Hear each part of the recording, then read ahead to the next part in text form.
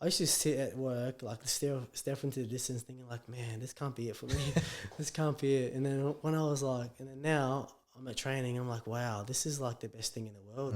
Getting paid to play rugby league and to train with my mates, and it doesn't even feel like a job, to be honest with you. Don't just talk it. Well, Liam Horne, brother, welcome on the show. Thank you very much, mate. It's a pleasure to be here. Mate, nice little drive over from Pontefract, is that right? Pontefract, mate, Ponty. Is that it's a bit different to Brisbane, hey? A lot different, mate. Mate, it's different, but it's beautiful though. Yeah, Ponty's awesome. What's one thing I'll say about like the footy and that over here? Do you ever find like the fans like they're proper, like everywhere you go passionate, but something about Super League fans in UK, they'll come up to you in the street probably and have a chat with you and stuff? Yeah, so coming from Brisbane, and just seeing the fans over here, the Cas fans, they're like, oh mate, I can't tell you, they're just so passionate about the game. Like the first game I had at Castleford, I was that nervous. I walked out in the field and they're just screaming at you. Yeah. Well, I had butterflies. I was so nervous, and the atmosphere at that place is unreal. Yeah. And you don't get that back home in Australia, especially playing semi-pro footy, down at Bishop Park at North Devils there. Like you don't get that atmosphere. So just having that the crowd just screaming, and they had a bit of a chant. They're calling me horny, horny, horny. And just hearing that, mate, I was just like, wow, I can't believe I'm actually here. Mad, eh? Yeah, it's mad. It's mate, it's been a pretty amazing journey for you, and you probably have to pinch yourself now and then to see where you're at, because like reflecting on it. So I remember I think you were playing Colts at the time, and you were just playing a little bit of Reggie's now and then. Was it at Valleys? At Valleys, yeah. Yeah. And like from that, then I can't remember what age you were at, but then you just went straight to Cup then, and I felt like you obviously cemented your position there, and like to see where you are now, and you're over in the UK obviously, and you've signed like a 2-year deal with Cas. It's a bit of a journey, like. Yeah, mate. It's been a long journey. After finishing Colts at North Devils, I just kept setting new goals every year. And after finishing Colts, I was like, I want to play BRL. I want to cement my position as being a full-time BRL player. And then after that was becoming a full-time Q Cup player. Yeah. And then after that, I just kept setting new heights. And then this came out of the blue, this Super League deal. I wasn't really expecting it at all, but then my manager called me and said, look, there's an opportunity to go over the UK, and I took it with both hands, and now I'm here, and now I just want to cement myself as a Super League player and make a career out of it. 100%. Well, like, you definitely are, man, but like credit to you as well. Like you made your debut for PNG as well. Was it 2 years ago? Last year. Yeah. And I think everyone thought, he's dubbed you to get in the World Cup squad, surely. And it didn't happen. Yeah. And like a lot of adversity in that area would have probably would have like been a big roadblock for a lot of people going, well, this is where I am. I've hit my level now here, Cup. And you're doing extremely well in Cup. But then for this opportunity to happen, obviously, like, what was it, a lesson or a blessing after not making the World Cup team for PNG? I guess it was just it was a lesson and a blessing at the same time. But all the adversity that I've gone through in my life, and it's just always propelled me to achieve greater things, and just made me work harder to achieve new heights. So it definitely is a blessing, and I'm hoping to get picked in that the next game in PNG against Fiji and Cook Islands. Yeah, when is that? That's next month. Wow. So hopefully, get the call soon and be over there and put that Kumals jersey on, because as a footy player, that's probably the best thing about playing rugby league, is playing for your country. The feeling you get, and then representing your people. Yeah. And playing in front of PNG people is a bit like playing in front of the Castleford fans. I was just about to say, you've probably gone to the two extremest fans ever, as in Papua New Guinean fans, loud, passionate, fully behind you. And you've gone with the Cas fans who, like, if you're doing well, they're your biggest supporters, and they'll give it to the away team as well. They will. They're unreal. Some of the stuff I hear him say, I can't believe it. It's mad, right? Because obviously, like you said earlier, BRL or Colts or Cup, it's a lot of spectators, isn't it? Like, unless you get into finals footy, like, that's where you normally get, like, the louder fans. But most people are spectating the game. Then you come over here, they get a song for the player. And like you said, the journey you've been on, it's not been the stock standard where, like, did you play like 20s anyway, or did they stop doing reserve grade by then? Nah, I just never made it. I was just always playing Colts for North, so. Yeah, so obviously, like, from that, and then to get to here, it's like it's not the normal, how, they've designed the structure of creating a player, like, going through the academies, development contracts, yada, yada. So, like, get from that, like, maybe a couple hundred watching a game, or 1,000 to, like, I don't know how many casts are getting now, but you're getting a couple thousand there at a game, and PNG games are like, they're normally full houses as well, so it's a bit of a change. It's a massive change. It's been eye-opening for me coming over here, and just seeing the fans and how different they are back home, and the atmosphere they get at the games, and the chance they got at the games is just like, it's crazy. And after the games, like, I'm walking around taking photos of people, signing shirts, and like back home I never even done that. It's just weird, like, tell them, like, take selfies with them and that. Like, I'm normally the one that's in the stand at the Broncos game saying, boys, come get a selfie with me. And then there I am, taking selfies with people and telling me to sign shirts and whatnot. And I didn't even have a signature till like 2 years ago. You kidding? So I've had to make one up just for and just practice how many times trying to do it. And I finally got one now. So good man. Well, you can sign signatures and bank. Yeah, I'm sure you need signatures for bank cards or something. I've just, my signature was just Liam.H. That's what I've just used. Yeah. And then now I've changed. I've got one now, so I'm legit now. Legit. I'm certified. Well, man, like you said, were you born in Brisbane?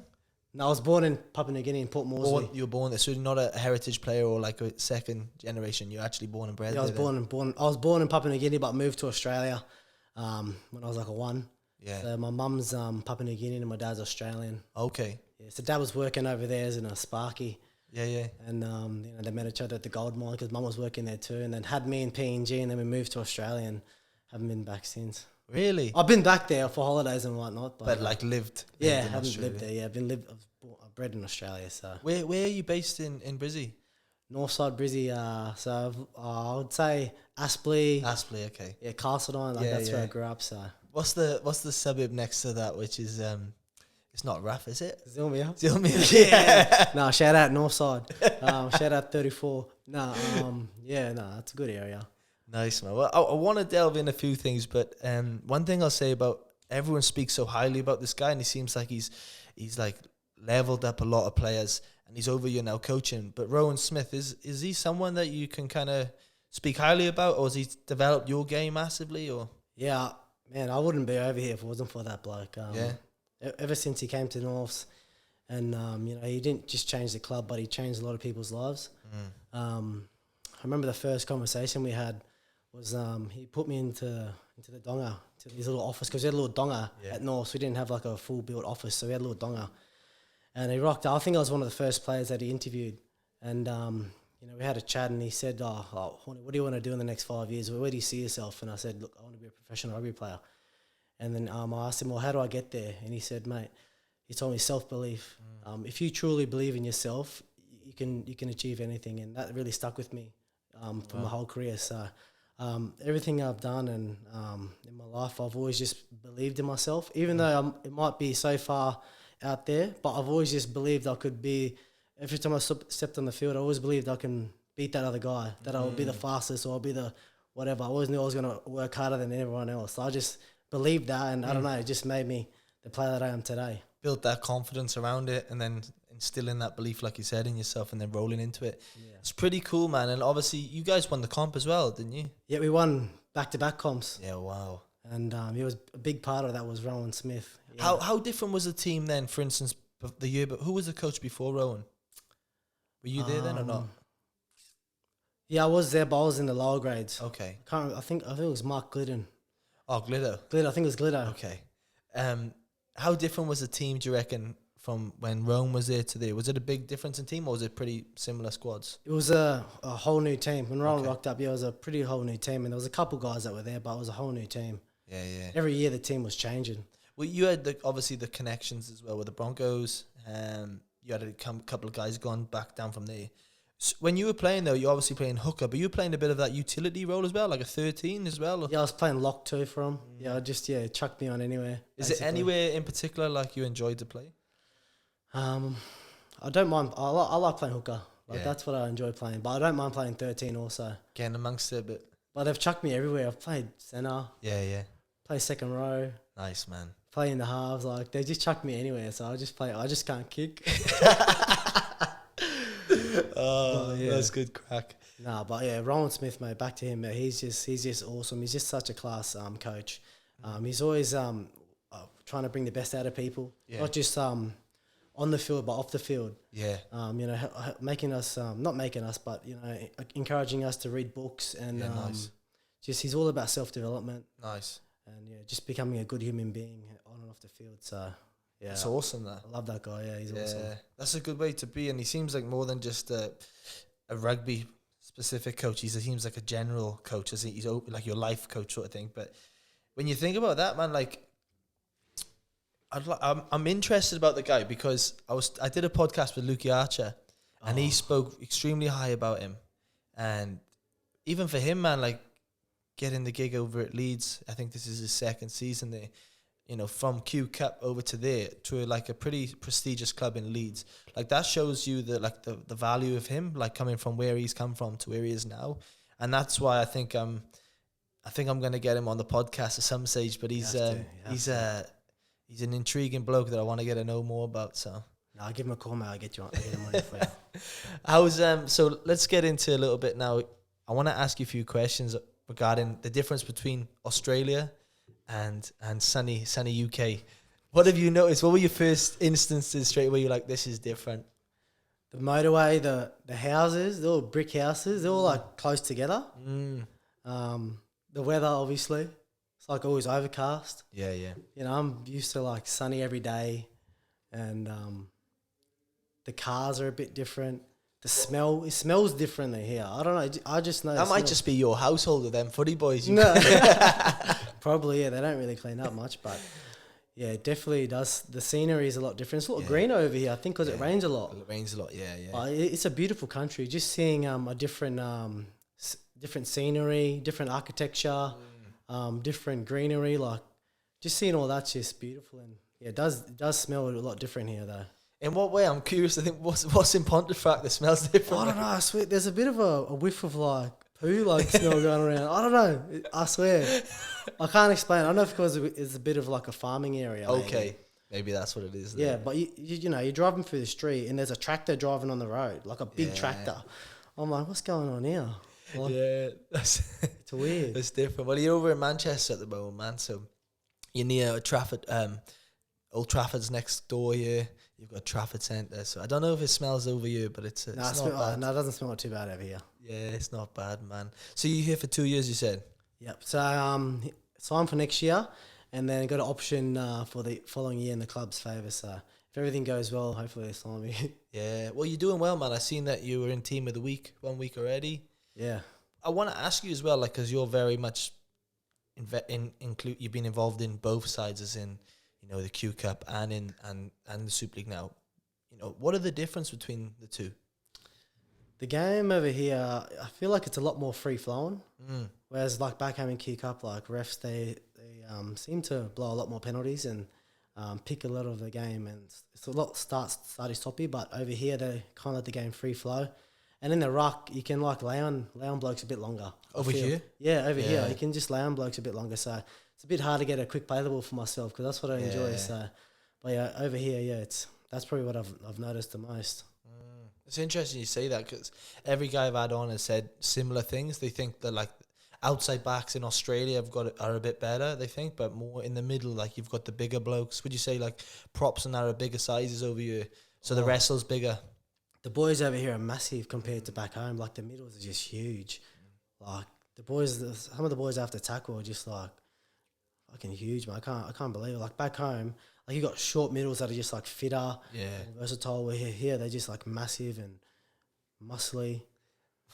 Well, you'd hope so, all the training they do, but you've got a pretty experienced team though. And you've got in the middle there, I think you've got, what's his name, Kenny. Is Kenny Edwards there? Kenny Edwards, yeah, he's a second row. Yeah, you've got, I'm trying to think. We've got Joe Westerman, Liam Watts, Nathan Massey. Big fellas. Yeah, they're a bit old, but they'll be listening to this, mate. Yeah, they will. No, they're good blokes, mate. they're awesome blokes. And you know, our team's very experienced. You know, they've had a good long Super League career, and they've definitely helped me make that transition into Super League, and I've learned a lot off those blokes. So a lot of those blokes are moving on now. So we're gonna have a new team next year at Cas. A lot of young new players coming in.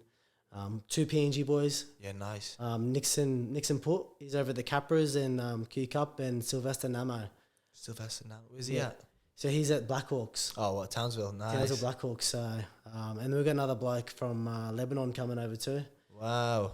So they've gone for a lot of youngsters, like coming through the route over in Australia, in Q Cup or New South Wales Cup a lot. yeah, they're starting to pick some boys up over there. So it's going to be an interesting year next year. Yeah. A bit of a new team, and we're not too sure about our coaches yet. But yeah, it's going to be interesting. How have you found it? Obviously, you know, you're rubbing shoulders with the likes of Gareth Widdett, Blake Austin. I'm trying to think, Paul McShane's there. Is he injured still, Paul? Yeah, Paul's still injured. Yeah, those blokes are. I pinch myself that I'm playing with them. You know, like I used to go to games at Suncorp and watch those blokes play, and now I'm playing with them. But those blokes are class. They're awesome. They're all about just helping the young blokes out and giving them advice, and you know, helping us out at training and how we can become better players. So Yeah. that's the best thing I love about those blokes, and that's the type of bloke you want to be when you're older, is helping out the younger blokes. And I got Paul McShane there, which he's a legend. You know, he's got Man of Steel. He's had all the success, and to have him at that club and to look up to him and for him to help me in my game is just, it's unreal. Yeah, it is, man. So when I was younger, I was at Leeds 20s, and Paul was with Leeds Rhinos first team. And back then, if you were over 20, you could have like 5 overage players who were first teamers played reserve grade, and we'd have Paul from time to time, and like he's got an unbelievable skill set. I'm pretty sure he's left-footed. He's got a nice little kicking game on him. Like he's got the full package. But like to have someone like that where you are, man, like that can only benefit your career. Yeah, 100%. He's a little joker too. He's always like hiding behind corners and jumping out and scaring me and stuff. So, no, he's an awesome bloke, mate. He's always just trying to help, and you know, that's what you want from you know, the older blokes, is to help out the younger blokes. That's what it's about, you know. 100%, man. So I'm just super grateful to have him at the club, and hopefully take over his position. He ain't gonna be giving you any more advice anymore, mate, after this. But man, like you know, the coach you've got this year, is it it changed recently, hasn't it? Yeah. What was his name? So when I arrived there, we had Andy Last, that's the one. and then a week later he got sacked, and then we got Wardy, Danny Ward, and the assistant coach is Dave Donahue, which is he's from Australia. Cool. Do you know him at all? No, I didn't know him. No, didn't know him, but he's a class bloke. Yeah. Awesome bloke. Danny's awesome too. So awesome, man. What's the vibe at the club there? Obviously, I can see in the table now, you know, you're down at the bottom, but you're not. Wakefield have been announced as relegated now, so that's taken a lot of weight off. But you know, like for Castleford, such a passionate team, and they kind of hold high standards on their club as well. Like, you know, this isn't probably not the norm for them to be down the bottom. You know, what's the energy been like at the club? yeah, it's been quite tough, to be honest. Like with this whole relegation battle, because you know, you don't know whether you're staying up, or boys don't know the future of their jobs, and their livelihoods are at stake. But not just the players, but the staff members too. So it's been hard. But that last game against Lee versus Wakefield, like it was such a close game. We were sitting in the sheds, we had the radio on, and we were just listening, waiting to see who was going to win, because you know. But then it finally got cemented. But you know, probably wasn't the best way to find out. You know, we really wanted to cement our spot through winning. Yeah. But look, at the end of the day, it's all done and dusted now, and we know we're going to be in Super League next year. So 100%. Yeah. a lot of weight off everyone's shoulders now. Well, obviously, it changes the whole dynamic of people's careers, because they might like, I don't know if Cass would do it, but would they go part time if they, you know, would they go part time? Was that a chat if they went down? No, they were still going to be full time. Yeah. But obviously the budget would have been cut, and a lot of staff members would have had to be let go. And it's sad for Wakefield, because that's what's going to happen to them now. But that's just the business. It's cutthroat over here. Yeah. And back home in Australia, you're just a wooden spooner. Yeah. Nothing else happens. It's like next season, just roll again. Yeah, but I love it. Like it builds that excitement within the game. You know, towards this time of the year, clubs are looking to make finals and prepare for that, and you know, we're looking to save our season and not get relegated. So it builds that excitement in the game. Yeah, wow. You know, man, like obviously coming over here and playing the Standard Super League, you know, I'm sure the body feels a lot sorer now than it was prior. Like, is it anything you're doing in particular, like for the listeners, regarding recovery or nutrition or anything in particular that you do on a daily basis, like a bit of a ritual for yourself? Yeah, so now that I got a lot more time on my hands now, because back home in Australia I was working full-time job, and then What were you doing for work? I was an electrician. Oh, so you followed your dad's? Yeah, following my dad's, yeah. So I was an electrician. I was working full-time and obviously training in the afternoons. Yeah, yeah. So, but now I got all this time on my hands, and I got days off. I've got all this time. I can really, look after my body now. Been getting massages once a week, stretching more. I haven't used any ice baths, but back in Australia, I used to use ice baths all the time with Lukey Archer. Yeah. Oh, yeah, yeah. Lukey's great, isn't he? Oh, I love that bloke. He's one of the top 5 guys that are most influential in my life, like mentors who I look up to. He's definitely up there. I love that bloke. He's great to have, like someone like Lukey. I think if you're coming through the ranks, how old are you now? 25. Yeah, okay, so still fairly young. Like, it's great to have someone like him as you're coming through, as you're taking adversities, you have setbacks, this, that, and the other. Like, he's probably someone you want to turn to when it comes to those times, because he'd probably give you the advice. And he's had a bit of a journey himself. Yeah. So he can lay that out to many others as well. Yeah, for sure. He's before I came over here, we had a bit of a catch up, and we just had a chat about coming over here by myself. What type of player do I want to be within the team, and also it was giving me advice like, what can you do within the community around, or to build. You're going to be a professional rugby league player. To build your identity, to build your social media. He was giving me all this advice about all that stuff, and he's always been pushing me to bring the best out of myself.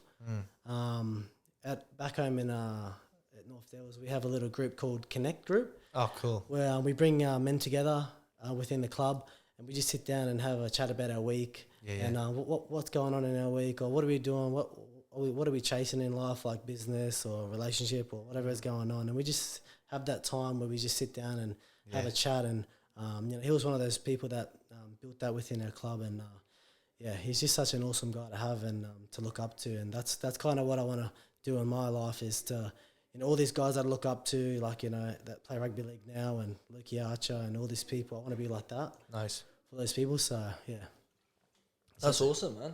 So with that though, like, that just deepens the connection of the team. Is he still doing this at North? Do you know? He's still doing it. Yeah, he's still doing it. So it's been running for about 5 years now. That Connect Group, on and off. But it's such a good thing to within. I'm trying to bring it into Cas eventually. Yeah. But I just got to slowly, earn your stripes a little bit. Earn my stripes a bit. But just giving that safe space for boys to come together and just have a chat about your week, and if you're going through something tough, or just talk about something, because at training you see the boys, or hey, how you going, brother? Yeah, good, not too bad. But when you actually sat in a room in a circle, and you can actually vent and have a yarn, and 100%. Sometimes like you're made to talk. Yeah, like we kind of make it like that because we want boys to open up a bit. So no, that's the good thing about it. Yeah, that's a good way to look at it. I can, even I was thinking about. Well, I think about it a lot. Like, how many teams you play with? Like, so back in Australia, you were part-time, right? How many times do you play in a team where you literally only know them for what they are as a rugby player? So they play rugby, they come here, they gym. You talk about dumb shit now and then, and whatever silly things you've got up to, and that's it. Yeah. But you don't know like their personal life. You don't know what like you wouldn't even know if what the kids' names are, if they have a wife, if they have a girlfriend. How they go in, personally. And like, I think personally as a team to develop, like, like you've got, like in rugby, it's always this like brotherhood. We got each other's backs. But like, imagine if you knew that person on a deeper level. Like, you'll go an extra mile for that guy even more than just this surface level of like, okay, you've made a big tackle and I'm going to support you in a tackle, or like you're exhausted. But I think if you can get a deeper understanding of each other and like what makes each other tick and, how to improve each other, then that just takes the team like 1 or 2% extra, because realistically, most teams are doing the same thing. Like, you lift the same weights. You when you run on the field, you do the same, MISs or, you know, the Malcolms and Yeah. things like that, you know, your drills, your block plays and everything. But if you can tap into the mind essentially and break that, you know, and get it understanding each other, like that can only level up your squad. And obviously that's happened at Norths. Yeah, 100%. Yeah, like some of the boys that have shared some deep stuff. And like you said, yeah, it brings us close together because now you know, oh, this bloke's gone. This bloke just shared that with me. Yeah. Now we can build that connection. And Rowan was massive on, so we used to get together, all of us in a group, and then he would say, pair up. And he said, learn 3 things about someone. Like, we'll just share our life story within each other. And you know, pick someone out of the group and say, mate, get up. You know what? What's 3 things you know about this bloke? Yeah. And then, you know, you'd have to rattle it off. Or he would, like when early on in the season, he would get someone up and say, mate, who can name every single person in the team or in the squad? Yeah. And, you know, that's, getting to know people on a deeper level, not just from, you know, hey, how you going, or a few things about each other.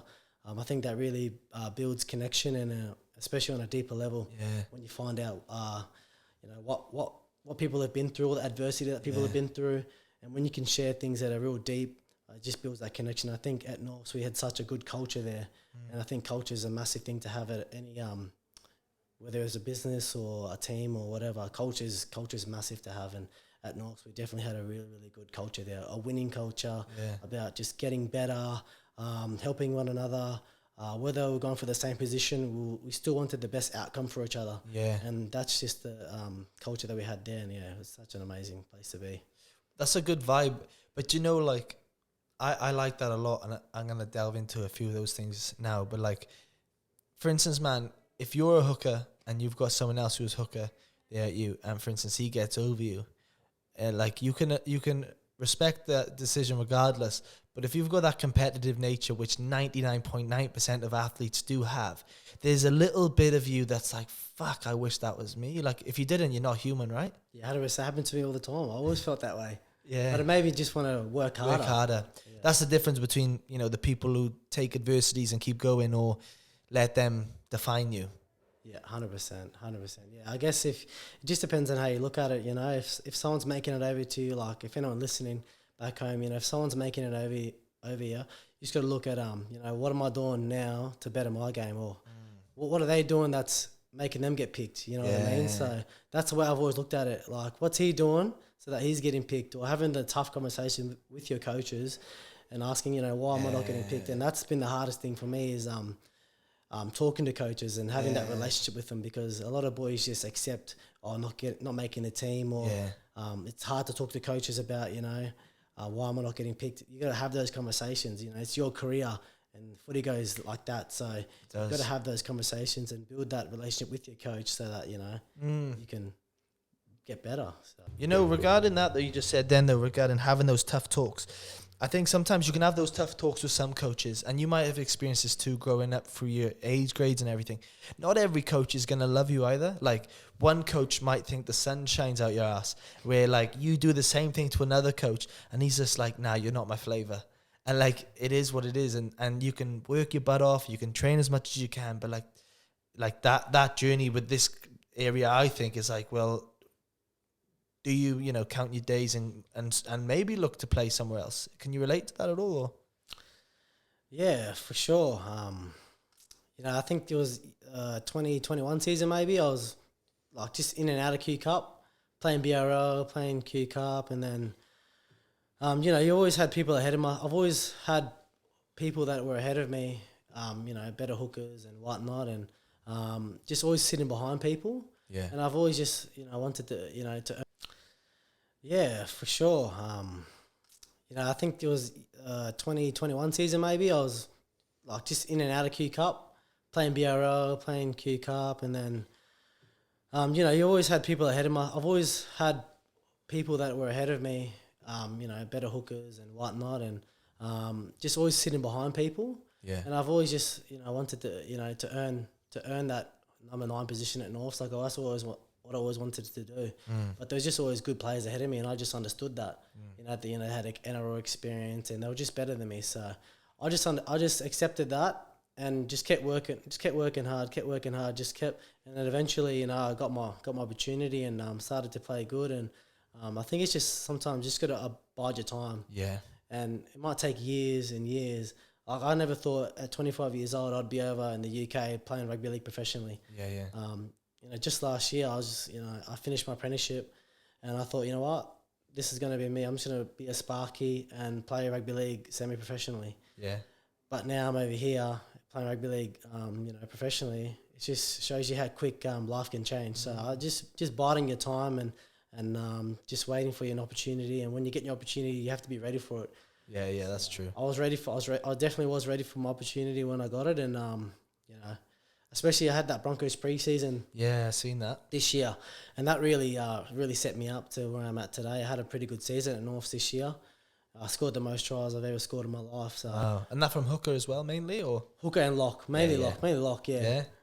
So that's a great way of looking at it. Yeah. So, for instance, like what builds confidence is like setting goals and sticking to it, like sticking to a process. And like you've spoke about, you throughout your journey, you've gone, all right, I just want to play week to week BRL originally. All right, I want to get a cement jersey at the Q Cup. Like your big goal would probably be NRL, but like you've set small goals towards that. And then from achieving those goals, you build confidence. And now, like you're saying now, you've pinched yourself, you've come over to the Super League and you're playing fully like a professional full time.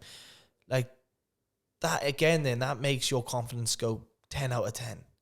Like, so from that, you've built your own self-esteem as well. You know what I mean? Like you putting in the work, like you can't deny that. Where there's some people out there that they shout all the things why they should be playing it. But if you actually looked at what they're doing, their actions are not speaking their words. You know what I mean?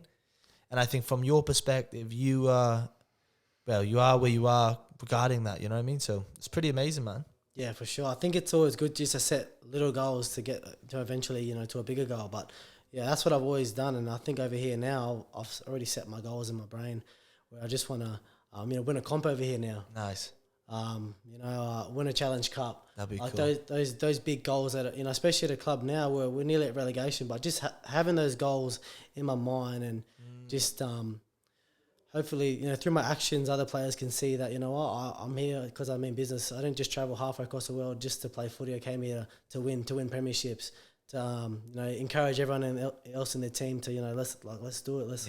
If you believe, you can do it, and that's what's been massive in my life is just self-belief. I've always just, if you can see another man and you see he's on a mission, you can see it through his actions, through how he presents himself at training. Yeah. And how he plays, and what he's doing outside of his life, whether he's trying to better himself, not just, physically, but mentally, business-wise, relationship-wise, all those different avenues. If you can see someone that's doing that, then that encourages you to do that. And then if you can do that within a club and get everybody on the same page, where it's just all about working on each other, working on, bettering yourself, then I think that creates a good culture at a club, and that's what I want to do at Cas eventually. Nice, man. Well, you're at the right place right now. Good age, setting your mark in the team. Regarding all of this, one thing I love to know about a player, and you've spoke about, you connect groups when you're at Norths, and you want to bring that over you, and you all share your adversities. What would be, for instance, your biggest adversity? Biggest adversity. I've had a bit of injuries throughout my career. Not a lot. I've been pretty lucky last couple of years, but I guess injuries have always been the hard one for me. And I guess for everyone, I know you've had your fair share of injuries over your career. But I did my Achilles when I was 16, and I've heard that's really painful. Yeah, that was very painful. Yeah, that probably set me back a bit because the doctor said I would never be as fast as I was. But I think I got faster. Proven wrong. Yeah, I proved it wrong. So good thing about doing it at that age though is your body recovers quicker, and you've got that PNG blood in you, which is that's different to that white man recovery. Yeah. Nah, for sure. Injuries, like how I react to getting injured, especially I would always probably turn to alcohol or just always be depressed for a couple of days. And but now as I've gotten older, I've learned to, once I get injured, what can I do that's actually going to better myself? But I've always when I got injured, I always turn to, oh man, I'm depressed now. Fuck, I'm gonna go party, or So, but now I've changed it to, what's going to be best for my body? What other things can I work on in my life? If I heard a hurt my leg or something, or what can I do upper body? Yeah, You know, can I get a six pack or something? You know, just reframing my mindset in that way, and that's what Lukey Archer helped me with. It's a good way to be. I think, one thing in that with injuries and stuff, like, I think, people can really kick stones till they get injured. And man, I've been that guy. And a lot of it, though, like you talk about, comes down to our identity as well. Like, an Archer might have mentioned this to you as well. Like, for instance, your trajectory would be play Super League or play NRL. And then you've had a hindrance at 16 where a lot of people there are, getting into academies, or you think you might have missed the boat at a young age. So, like, as a part of your identity is connected to that. And like, luckily now that you can recognize that and just go, okay, what else can I work on? And I think if you can have that mentality, like, there's nothing worse than being in a club when if you're injured, right, and you're just kicking stones. Like, it doesn't help a team, does it? But, like, if you go and be in there still being positive, accepting, like, this is, from my perspective, accepting this is what it is, but, like, how can I still be the best version that I can be, And I think bringing that to a club and bringing that to yourself, like, that can only benefit you, You're looking at the positive still, regardless of an Achilles, or I don't know if you have a hamstring or calf or whatever, but yeah, man, I think that's a pretty valid point. Yeah, for sure. I've seen countless blokes get injured, and I've seen how it affects them, and injuries have ruined people's careers. Like, I've seen a lot of blokes get injured and give up playing footy just because of an injury. But then I've seen blokes get injured and fully turn it around and become better players after that. And sometimes, like, what's that saying? Like, a setback is setting you up for a bigger comeback or something like that. I don't know. It's something like that. But I think I've heard of it. Yeah, I've heard of a setback. Yeah, I know what you're on about. You know what I'm on about, yeah. Yeah. But yeah, I think, like, adversity is like, it's what makes you. Yeah. It's what makes you. And I think that's what life is, just going through adversity after adversity, and then just getting better and propelling yourself forward. And yeah. I agree with that. I think with that, regardless in life, whenever you have like something really good happen to you, like, you've got to expect that there's going to be bad as well with that. You got to take the good with the bad. And if you can accept that in life, you're going to go good, because regardless of, like, wherever you are, there's always shit around you. But if you can still find the good in it, like, expect the bad, then the good will come again. Like, just continuing on that journey. Like, for instance, there was probably a stage of this year you thought, like you said, I've accepted I'm going to be a Sparky and playing, and then you've got a 2-year deal in the Super League full time. Like, do you know what I mean? So it's part of that, accepting what it is, but then continuing on your growth as well. So yeah, that's it. Life's crazy, and I've always told people that, like, your life can change in a split second for good or bad. So yeah, I still pinch myself. I can't believe that I'm here, and like, I accepted, like, that I was going to be a Sparky back home. And then now that I'm over here, it's just, it just goes to show that, like, anything can happen in your life. I've always believed that I was, like, something good was going to happen within my footy career, but I just didn't know what it was. But I know this is it, but I still am going to set bigger goals, beyond Super League, eventually. NRL, 100%. If the opportunity comes, you still see blokes making their debut at 29. Yeah. The bloke back at North Devils, Jonathan Rubin, he's the oldest player. Winger, yeah. What's he, Fijian? No, he's Aboriginal Torres Strait. Is he? But he's the oldest to play NRL. Wow. And he was at our club, so he was at 29 years old. Wow, man. For St. George, so. There you go. And I think, there's the halfback. Is it Mark Nichols? Did he? Yeah, Mark Nichols, yeah. I don't know if he was where was he at? Dragons? He was in Dragons in NRL. I think it was Dragons, yeah. The halfback, yeah. He was up there too. Yeah, man. There's a lot of people. How did the opportunity as well with the Broncos playing the preseason trial games? How did that come about? So through North Devils, they offer like pre-seasons out. I think they got given 2, so I was one of them. To do the pre-season, so I was pretty lucky to get that. I don't think that's luck. That's just reward for your hard work. So was that then training full time for this period as well? Yeah, 3 months. Yeah. Wow. Full pre-season. It's unreal. Surely that then would have given you, like, unfortunately it ended, but, like, a bit of that taste in your mouth of, like, that's what it's like. Yeah. Surely when you come out of there, then, like, you've gone, I want that more now. Oh, NRL pre-season, it was the hardest thing I've ever done in my life. Yeah.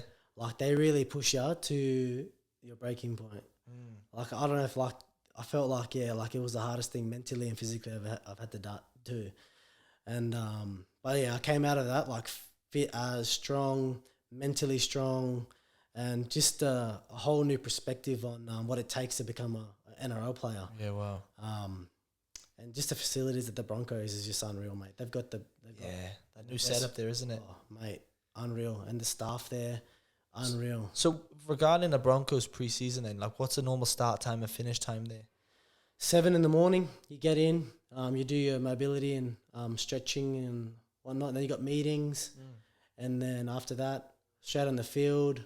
But they do a lot of like stretching before field, before like the day even starts. Like we're always doing stuff about recovery. They got massage therapists in there. They got all your ice baths and saunas and nutritionists there. Yeah. Like checking your skin folds. Really? Like the full, and you got to be under a certain skin fold when you come back. So Wow. they keep you accountable. You got to be eating good foods when you're at that level, and they feed you good foods too. They got all the foods there is like it's all waiting there for you. Yeah, top of the range as well. It's all waiting there. This is all prep for you then. It's all prep. So you just got to turn up.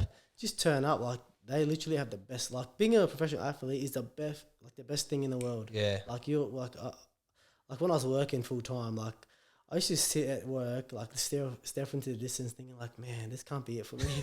This can't be it. And then when I was like, and then now I'm at training, I'm like, wow, this is like the best thing in the world. Getting paid to play rugby league and to train with my mates, and it doesn't even feel like a job, to be honest with you. And it's just it's unreal. We're super blessed to be a rugby league player. So Who when you're at the Bronx, who was like the sharp that you like? Shit, he's fit. ooh, man, who's fit? Putting miles in or K's in. Man, Herbie Farnworth, man, he's a pretty good specimen, mate. Yeah, He's fit, strong, fast, athletic. yeah.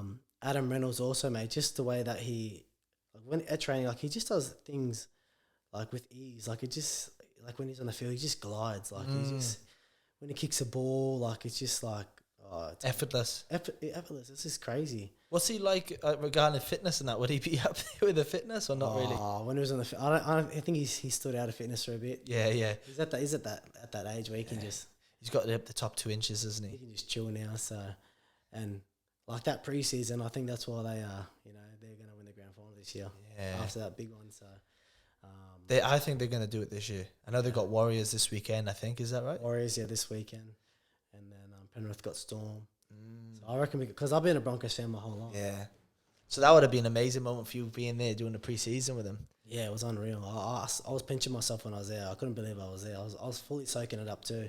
Yeah. I was because back home in PNG, all my family are Broncos supporters. Yeah, wow. So I was getting videos of the boys saying, "Hey, can you say happy birthday to my cousin?"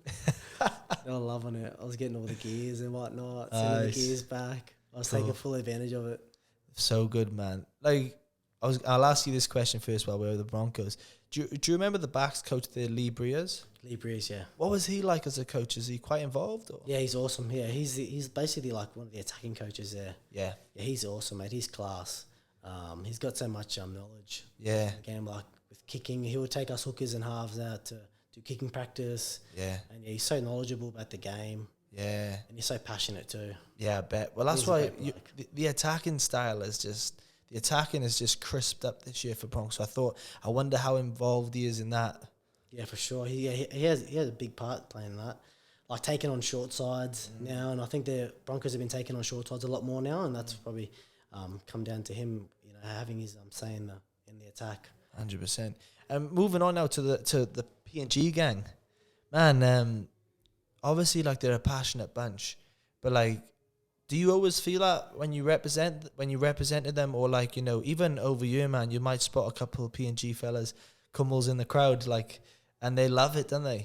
Oh, PNG supporters are unreal. After that one game I played for PNG, like after that, I swear every PNG person knew who I was.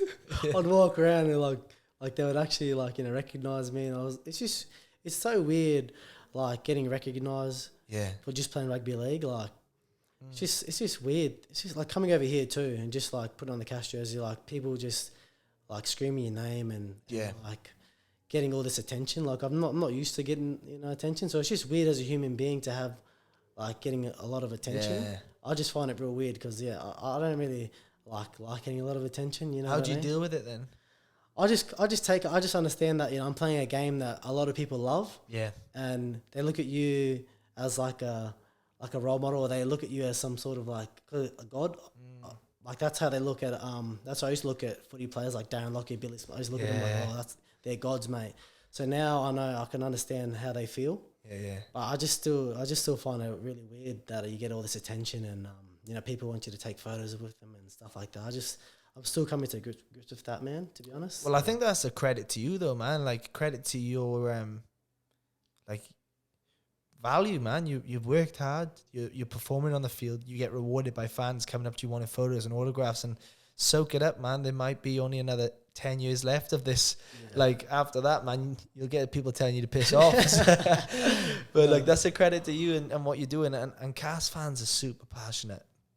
Yeah. Super passionate. So like if they'll take it as much as they want. Like that kid is looking up to you now. Yeah, that's how I'm looking at it now. Is how can I give back? With this platform that I can start to build now. Is how can I give back to the players, and how can I be a role model for for the younger generations, and how can I give back? So that's where I'm starting to think about those things now. Yeah, I started to build my identity and also build up my social media following and whatnot, and how I can build my personal brand. Yeah. So there's some things that I'm starting to think about now.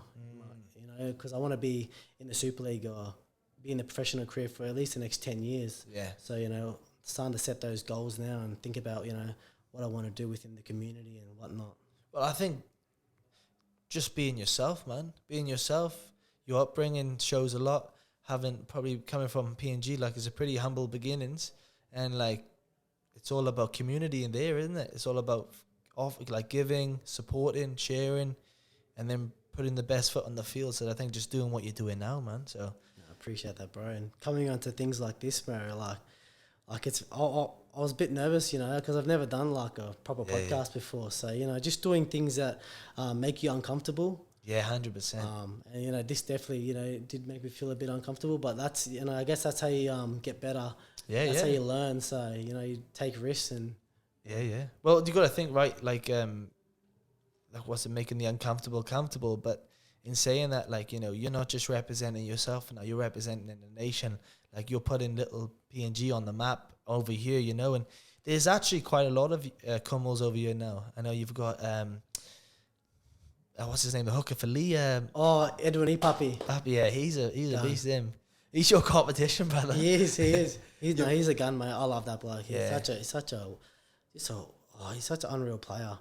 So quick out of dummy half, and he's got that X factor too. So, well, he wasn't getting much of a run in the Q Cup at one stage. Is that right? No, he was playing. I versed him for the BRL Grand Final. He was playing for Wynnum. I was playing for Valleys. Was he? And he scored the winning try, I think. Yeah.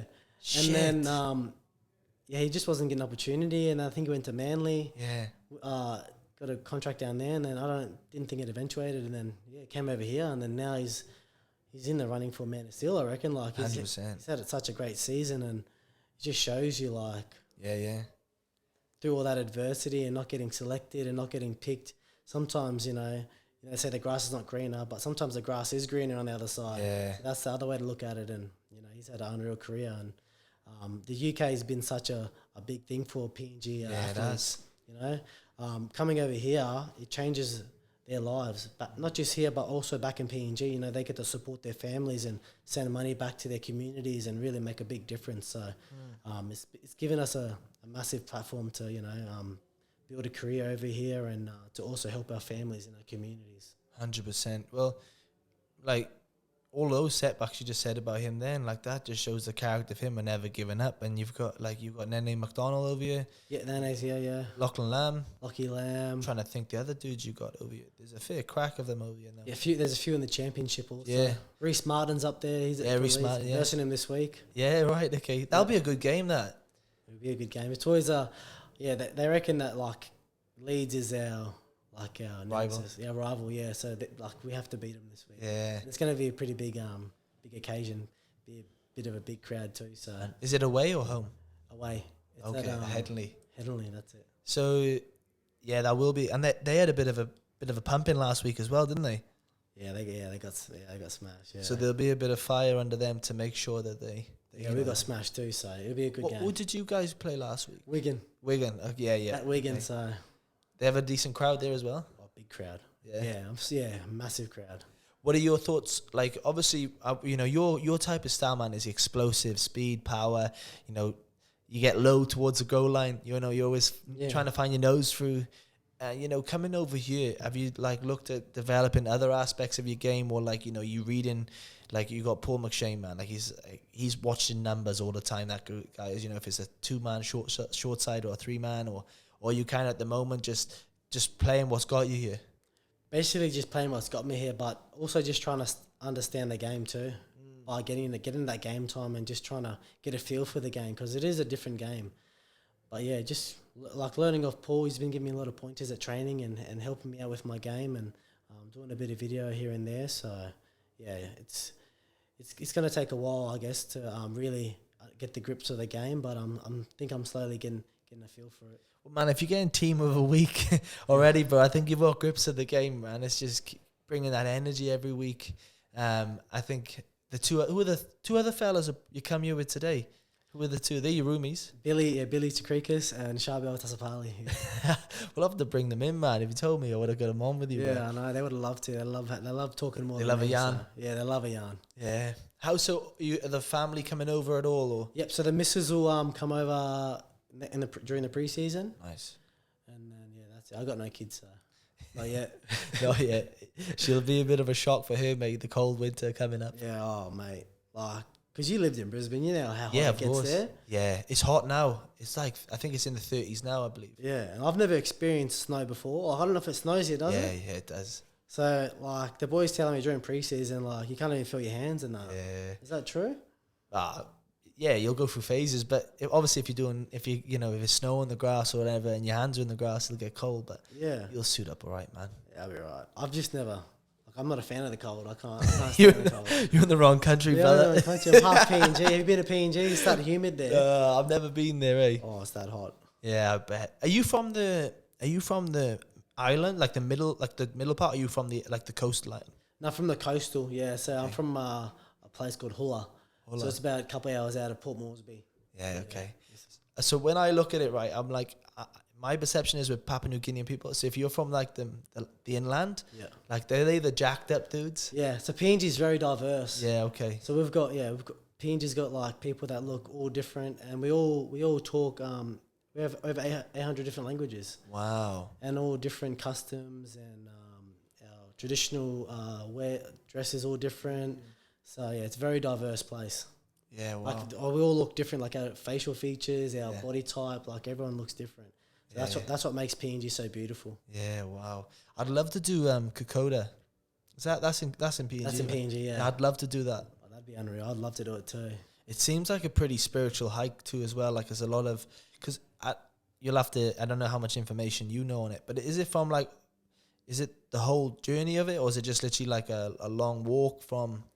I wouldn't even know. I think it's a couple of days walk, but I've seen people talk about it and they say the journey and the stories that they tell and stuff. Yeah, I think just the stories they tell. It's pretty. I'm not too sure how far the walk is, but I know it's through a jungle, and it's not It's not an easy walk to do. Yeah. But I think the stories they tell you of what the Anzacs had to go through during that time, that makes it so special. And just that connection that the PNGs have with the Anzacs, helping them out during the war. So I think that just, it makes that very spiritual. That's awesome, man. Well, look, dude, it's been a pleasure having you on, and I feel like we can talk much more. But one thing I always ask, my guest, what are you grateful for? Grateful to be alive. Yeah, nice, brother. Nice, I like that. Well, you've got some amazing opportunities coming up, bro, so just keep working hard, and I'm excited where you'll be in 5 years' time. Thank you, brother. It's been a pleasure, mate. No worries, dude. Look after yourself. Take care. Thanks, fella. Don't just talk it, walk it. Walk is only